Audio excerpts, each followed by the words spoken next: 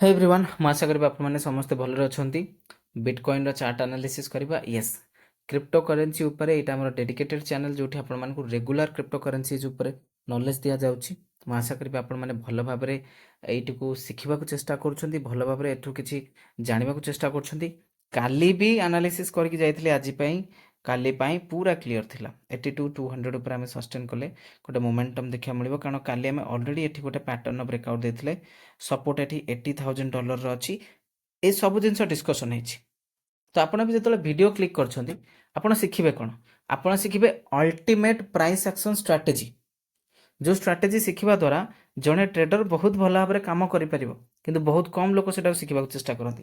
କିନ୍ତୁ ନେଭରଲେସ୍ ମୁଁ ସବୁବେଳେ ଟ୍ରାଏ କରିଛି ଆପଣଙ୍କୁ ଭଲ ଭାବରେ ଶିଖାଇବା ପାଇଁ। କାଲି ଏ ବ୍ରେକ୍ଆଉଟ୍ ପରେ ପ୍ରାଇସ୍ ଉପରକୁ ଗଲା ଆରାମସେ 1700-1800 ପଏଣ୍ଟ। ତାପରେ ପ୍ରାଇସ୍ ପୁଣି ଫର୍ଦର ଏଇ ଏରିଆ 84,200-300 ଏଇ ଯେଉଁ ରେଜିଷ୍ଟାନ୍ସ ଜୋନ୍ଟା ନା, ୟା ଉପରେ ପ୍ରାଇସ୍ କାଲି ବ୍ରେକ୍ଆଉଟ୍ ଦେଇଛି। ଗୋଟିଏ କ୍ୟାଣ୍ଡେଲ୍, ସେଇ ଗୋଟେ କ୍ୟାଣ୍ଡେଲ୍ ତାପର କ୍ୟାଣ୍ଡେଲ୍ଟି ନେଇକି ଯାଇଛି ପ୍ରାଇସ୍କୁ 85,300କୁ। 85,300 ଯେତେବେଳେ ପ୍ରାଇସ୍ ହିଟ୍ କରୁଥିଲା, ଆପଣ ବିଲିଭ୍ କରିବେନି, ମୁଁ ମୋ ଡେଲ୍ଟା ଏକ୍ସଚେଞ୍ଜ ଆକାଉଣ୍ଟରେ ସର୍ଟ କରିବା ପାଇଁ 86,000 ଲେଭେଲରେ ପୁରା ତୟାର ଥିଲି। ପ୍ରାଇସ୍ ଗଲାନି ସେ ଏରିଆକୁ, ପ୍ରାଇସ୍ ସେ ଏରିଆକୁ ଟୋଟାଲ୍ ଗଲାନି। କାହିଁକିନା ପ୍ରାଇସ୍ ତା ପରଠୁ ସେ ଏରିଆରୁ ଟପ୍ ବନେଇକି ଆଜି ଦିନ ସାରା ସାଇଡ଼ୱେଜ୍ ଚାଲିଛି। ଓକେ, ଦିନ ସାରା ପୁରା ସାଇଡ଼ୱେଜ୍ ଚାଲିଛି। ତ ଏବେ ଦେଖିବା ଆଜି ପାଇଁ ଏବଂ ଆସନ୍ତାକାଲି ପାଇଁ କ'ଣ ହେବ ଆମର ଆନାଲିସିସ୍। ମୁଁ ଆଶା କରିବି ଆପଣମାନେ ସମସ୍ତେ ଭଲରେ ଅଛନ୍ତି ଏବଂ ଶିଖିବାକୁ ଚେଷ୍ଟା କରୁଛନ୍ତି। ଦେଖନ୍ତୁ, କ୍ରିପ୍ଟୋ ଟ୍ରେଡିଂ ଉପରେ ଆପଣମାନଙ୍କର ବହୁତ କିଛି କ୍ୱେଶ୍ଚିନ୍ ଥିବ କି ସାର୍ ଚାର୍ଜେସ୍ ଅଧିକ କଟିଯାଉଛି, ଗଭର୍ଣ୍ଣମେଣ୍ଟ ଟ୍ୟାକ୍ସ ନେଇଯାଉଛି। କିନ୍ତୁ ଲିଟରାଲି କ୍ରିପ୍ଟୋ ଟ୍ରେଡିଂ କରିକି ଲୋକମାନେ ଅର୍ଣ୍ଣିଂ ବି କରୁଛନ୍ତି, କିନ୍ତୁ ସେଥିପାଇଁ ଡେଡିକେସନ୍ ଆଣ୍ଡ ଲର୍ଣ୍ଣିଂ ଦରକାର। ଆପଣ ଯଦି ଶିଖୁନାହାନ୍ତି, ଓନ୍ଲି ଗୋଟେ ଫ୍ଲୋରେ ଯାଉଛନ୍ତି କି ନାଇଁ ମାର୍କେଟ ଏମିତି ସେମିତି ମୁଁ ଇଜିଲି କରିଦେବି ଏସବୁ ଜିନିଷ, that is not possible. You must have to learn, ଶିଖିବାକୁ ପଡ଼ିବ ଏବଂ ତାପରେ ଫୋକସ୍ ବହୁତ ରଖାଯାଏ ଶିଖିବା ଉପରେ। ଓକେ, ତେବେ ଚାଲନ୍ତୁ ଦେଖିବା। ଯେଉଁମାନେ ଡେଲ୍ଟା ଏକ୍ସଚେଞ୍ଜ ସହିତ ଆକାଉଣ୍ଟ ଓପନ୍ କରିନାହାନ୍ତି, ଆପଣମାନେ ପୁଣି କ୍ୱେଶ୍ଚିନ୍ କରିପାରିବେ sir what is delta exchange? The platform ଯେଉଁଠି କ୍ରିପ୍ଟୋ ଟ୍ରେଡିଂ କରାଯାଏ, one and only legal platform in India, ଯିଏକି F5 ରେଜିଷ୍ଟର୍ଡ ପ୍ଲାଟଫର୍ମ। ଆପଣମାନଙ୍କ ପାଖରେ ଯଦି ଲିଙ୍କ୍ ନାହିଁ, ଆମର ଲିଙ୍କ୍ ଅଛି ଡେସ୍କ୍ରିପ୍ସନ୍ ବକ୍ସରେ। ଏବେ ହିଁ ଆକାଉଣ୍ଟ ଓପନ୍ କରନ୍ତୁ ଡେଲ୍ଟା ଏକ୍ସଚେଞ୍ଜ ଇଣ୍ଡିଆ ସହିତ। ଆମର ଯେଉଁ କ୍ରିପ୍ଟୋ ଉପରେ ସ୍ୱତନ୍ତ୍ର କୋର୍ସ ଅଛି 90% ଡିସ୍କାଉଣ୍ଟରେ ଆପଣମାନଙ୍କୁ ପ୍ରୋଭାଇଡ଼ କରାଯିବ। ଫ୍ରି ଟେଲିଗ୍ରାମ ଚ୍ୟାନେଲ୍ ଭିଜିଟ୍ କରିନେବେ। ଦେଖନ୍ତୁ, ଯିଏ ବୁଝିପାରୁଛନ୍ତି ସିଏ ଆସନ୍ତୁ, କାହିଁକିନା ଷ୍ଟକ୍ ମାର୍କେଟରେ କିମ୍ବା କ୍ରିପ୍ଟୋ ମାର୍କେଟରେ ଏଣ୍ଟରଟେନମେଣ୍ଟ ତ ପ୍ରୋଭାଇଡ଼ କରାଯାଉନି।